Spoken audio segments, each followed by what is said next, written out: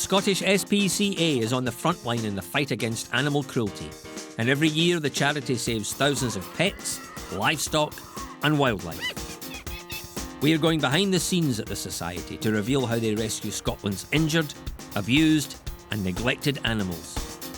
Coming up, Bob Ward faces a tough examination at Stirling University. This is pretty much a one-shot deal, like, to be honest.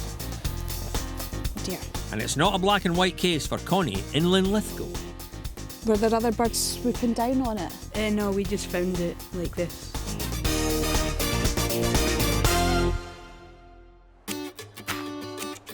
Stirling University is one of Scotland's youngest campuses. But what it lacks in history, it makes up for in the elegance of its grounds, which are centred around the man-made S03 Loch. The water has its own large community of swans, and reports come in that one of them has been injured. The Loch side is a good place for Animal Rescue Officer Bob Ward to start his search. Oh, we've got a swan here. Doesn't seem much wrong with him, does there? This leaves us a bit of a problem now, doesn't it, though, eh? This is not our injured swan, so Bob's hunt will continue. But with this many birds, finding the right one could be difficult.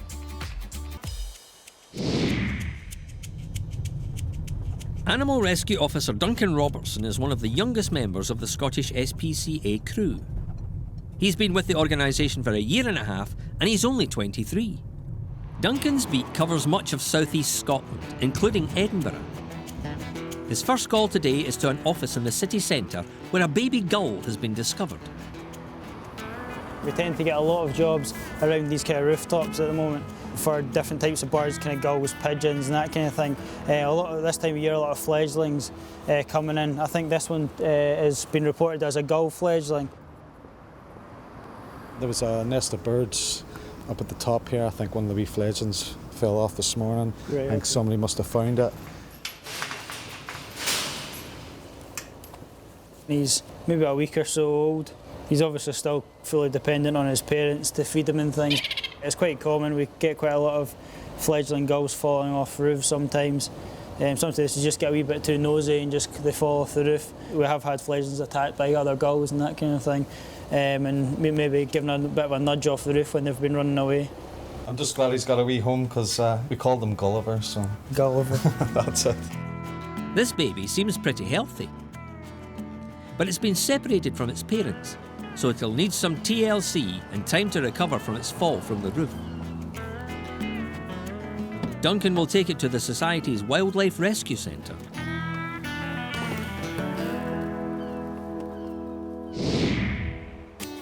The search is on for an injured swan at Stirling University.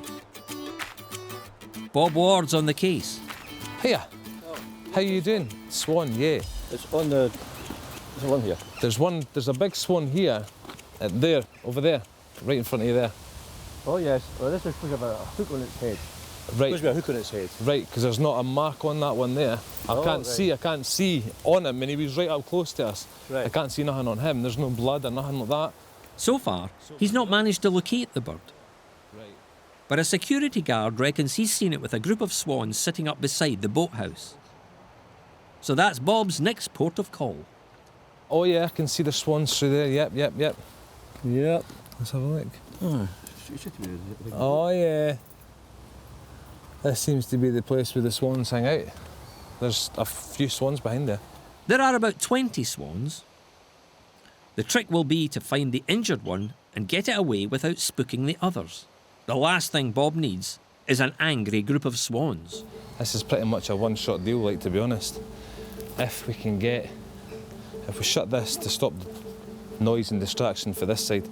See, the thing is, I didn't want to scare these swans here. That's the problem we've got. So I might just have to kind of try and sneak up on her and just try and hook her, and that's me got hold of her. But you can see how annoying that must be, having that hook on that head. Must be frustrating as hell. Fishermen sometimes leave hooks in the water, and swans can swallow them or get snared by them. She's not stupid. It's painful and needs to be seen to quickly. But Bob can't afford to rush the rescue. They're all watching. It's her I need. That's it, just a wee bit of time, eh?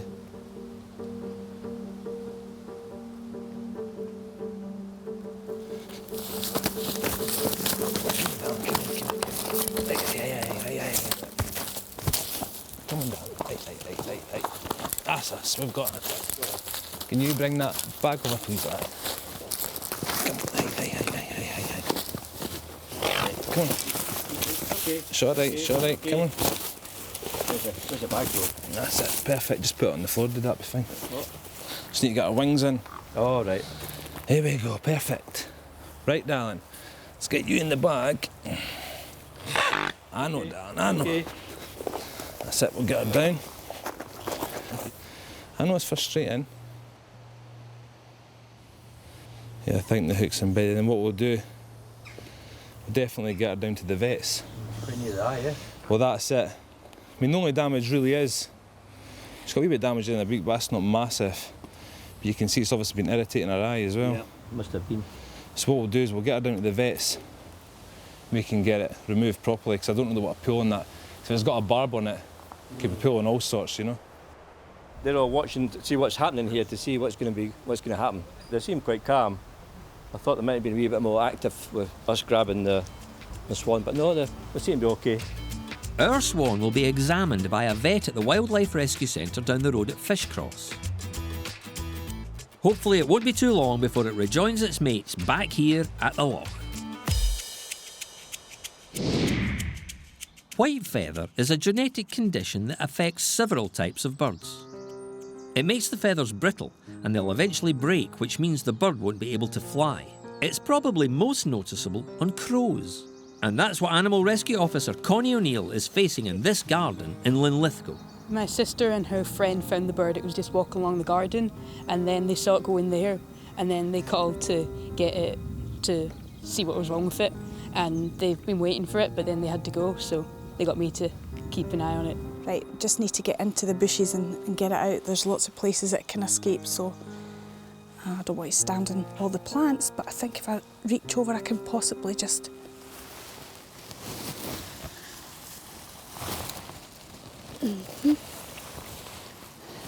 Ugh. Oh dear. It's not the best looking crow. It's been attacked by other birds by the look of this. Were there other birds swooping down on it? No, we just found it like this. Oh, really? Well, it's got white feather on the wings. You can see all the white in the wings and all the lines across. That's stress. This weakens the feathers, and it means when they fly, they break while they're flying, so they can't really fly very well, and they suffer. White feathers can start off when they're in their egg to when they hatch and grow up as well. There's nothing you can do, but unfortunately, if that mates with another bird, the white feather's just going to be worse and worse and worse as it goes on, so we'll have to put it to sleep. Well, it looks like it's been attacked, and they're saying they're going to have to put it down because it's been quite badly injured, which is a shame. We hoped it would be able to live, but if it's that bad, then we'll have to put it down. Under the circumstances, it's the only thing Connie can do. Unfortunately, unless a way can be found of treating white feather, lots more crows are going to end up the same way.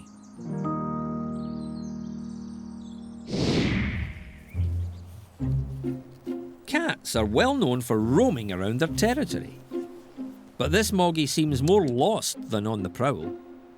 Animal Rescue Officer Duncan Robertson has been called in to investigate. He can see straight away it's not in the best condition. It looks really, really skinny in its back end there. Obviously you can see it's got a wee, look this way. You can see it's got a wee injury to its nose there. Come here. It looks a wee bit infected. That nose injury, come here. I know. The caller had said he's got a bit of a sore leg. He was dragging a leg, but come here, come here. Seems to be walking all right, I think. I'm just going to pop him in this basket just now while I get my microchip scanner, just so he doesn't run away. There you go, pal. If the scanner shows up a microchip, it should be much easier to find this cat's owner. But despite lots of media campaigns, many pet owners still don't get their animals chipped. It can cost between £10 and £25 at a vet surgery or one of the animal charities. I'm just going to run the microchip scanner over his back and neck, see if it picks up a chip at all.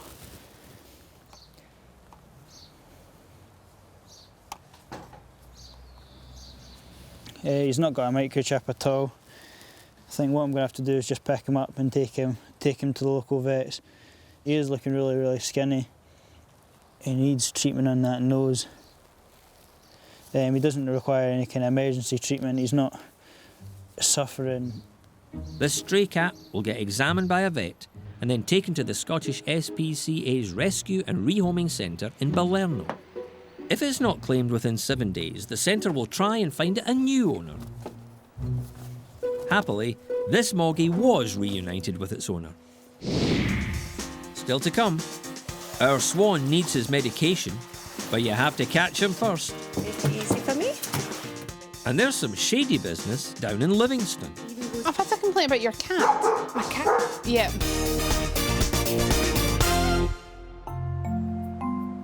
Our injured swan's at the Wildlife Rescue Centre at Fishcross. It was to have seen the vet. However, bird expert Lorraine Gow manages to get the hook out immediately.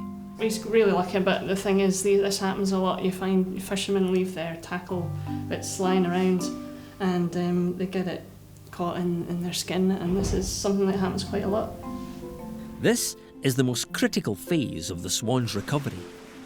It'll be weighed, then put in a pen in the seal unit.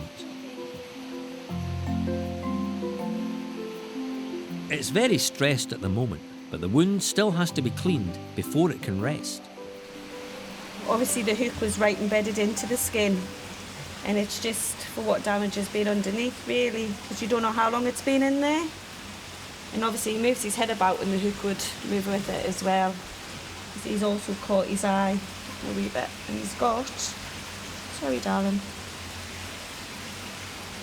You don't know what damage these can do, and infection can set in as well, because if you have a look, the barb, the end on that is really quite, it's awful. So you can just imagine having that stuck in your head. We don't know how long it's been in for. It's going to be sore, uncomfortable, and it could have actually, because it's still got a bit of string attached, it could have caught onto something else, so he could have just been left in one position, it could have ripped it out, it could have caused more damage to his eye. So it's just an awful thing. The swan will now be left to calm down before being put on a short course of painkillers. We'll be back soon to find out how it's getting on. Animal Rescue Officer Duncan Robertson is having a hectic day. His call-outs have taken him all over the Edinburgh and Lothians area. And now he's 6 miles east of the capital in Musselburgh. Someone's phoned the animal helpline to report an injured hedgehog, which has been left for Duncan in a box.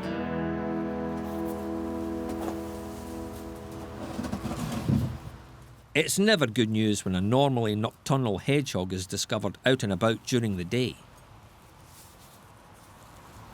He had a couple of ticks in him there, but I think ticks can sometimes cause kind of partial paralysis. It may well be that they've just the ticks have managed to get an kind of infection into the system and make him feel really unwell. I can't see any kind of obvious injury to him at all. He seems quite dehydrated. His skin's not really pinging back as quick as it should be, and you can see the usual curling up instinct isn't there at all. He's obviously feeling that unwell. He can't even curl up. If the hog isn't injured, then there's a chance it'll be able to survive. So Duncan will give it some food and water and check back later to see if it's improved. Avoid giving hedgehogs milk because it can kind of really upset their stomachs. So I usually give them kind of wet cat food. I'm not too sure if he'll eat that. He doesn't look too clever there. We'll give him a couple of hours and see how he does.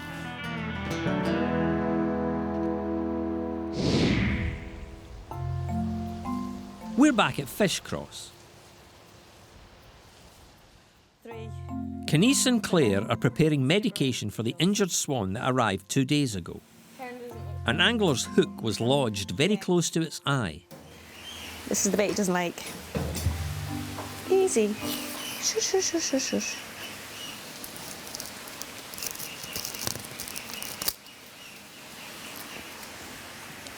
It's a painkiller because of the wound in his head and the cut to his eye. It's just he's only on it for 3 days, and that way it just keeps him comfortable. You can tell from the way he is today from what he was yesterday. He's like a completely different swan.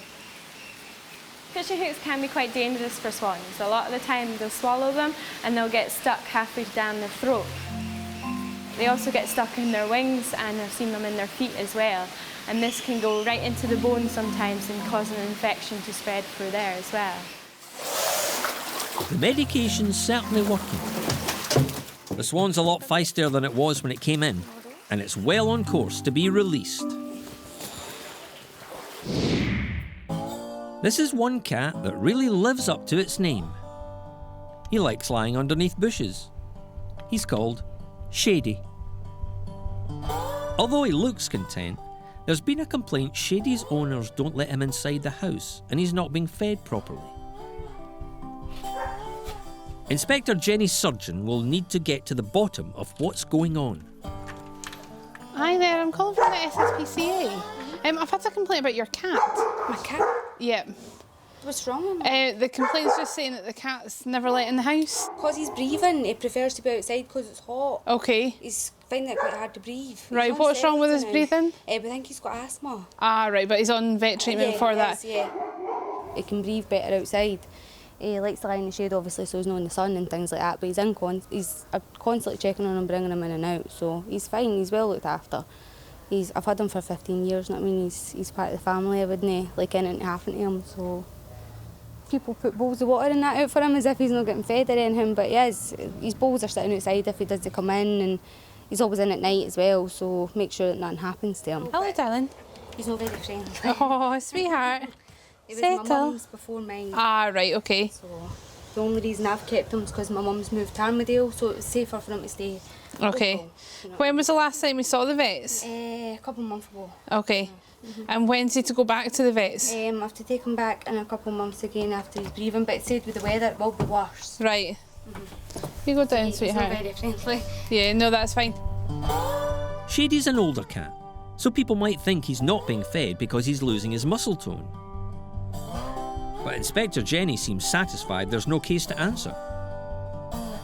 As long as he continues to get vet treatment for his asthma, Shady can get on with what he likes doing best.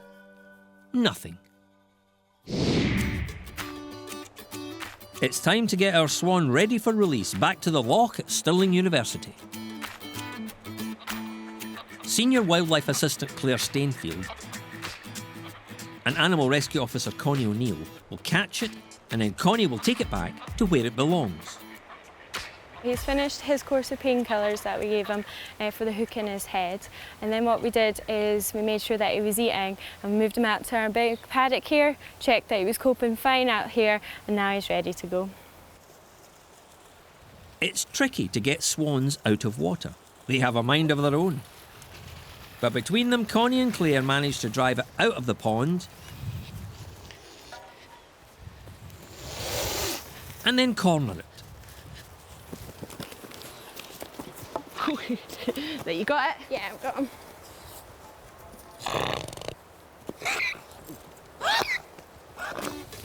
Now, they need to get it into a swan bag before Connie can take it back to its home on S03 Loch at Stirling University.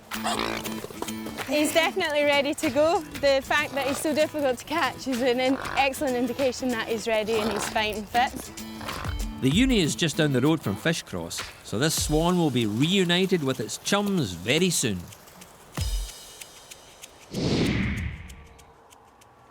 It's been a couple of hours since Animal Rescue Officer Duncan Robertson picked up a hedgehog in Musselburgh.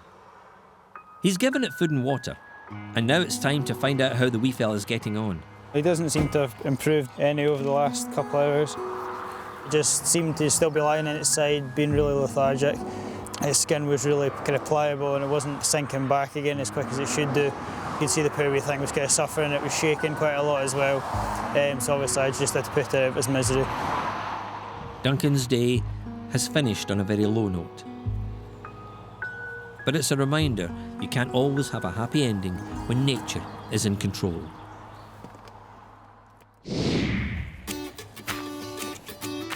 It's the final chapter in our Swan's journey from injury back to recovery. Connie O'Neill is about to let it rejoin its pals out on the water. This swan was picked up last week by Bob, so he's going to be upset that he's missing out on its release. Its eye's now healed. So I'm just going to make sure his wings don't hit me.